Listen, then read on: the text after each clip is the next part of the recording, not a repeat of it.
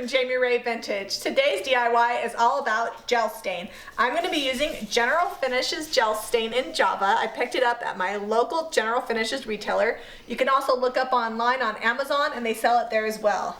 What I'm going to be doing is finishing this table and showing you how easy it is to go on. The nice thing about gel stain is you don't have to sand down to the natural wood. To prep your piece, you need to lightly sand with 120 grit sandpaper.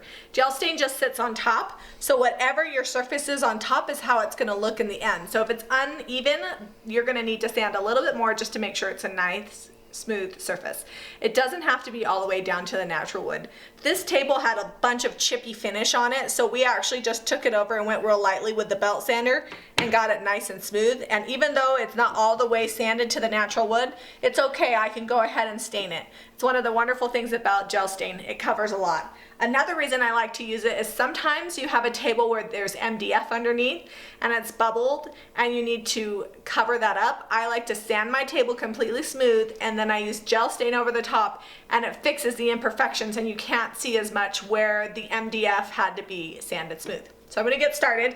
I would use a glove, but I'm out of gloves. So when I don't have a glove, I use my trusty Ziploc bag here, which is all I have right now. And I'm going to use cheesecloth to apply it. You could also use a foam brush or a paint brush, and then you would just wipe off with a lint-free rag. I'm going to dip it on here. And you're going to want to apply it liberally. Oops. And it goes on nice and smooth. You can see that it takes it nice and evenly. Even though the color underneath isn't all exactly the same, this goes on nice and smooth. I'm going to do this whole table and I will let it sit for 6 to 8 hours. And if I need to, I may do another coat, but we'll see what it looks like after it dries.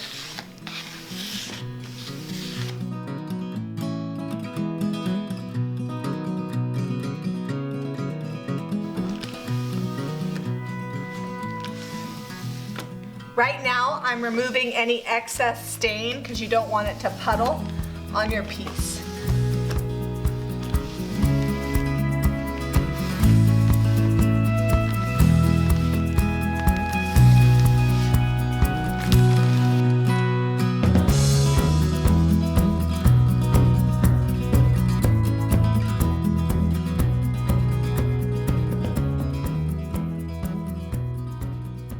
Okay guys, I'm all done getting my gel stain put on. A few things to remember with gel stain. 1, you want to stir it really good before you start.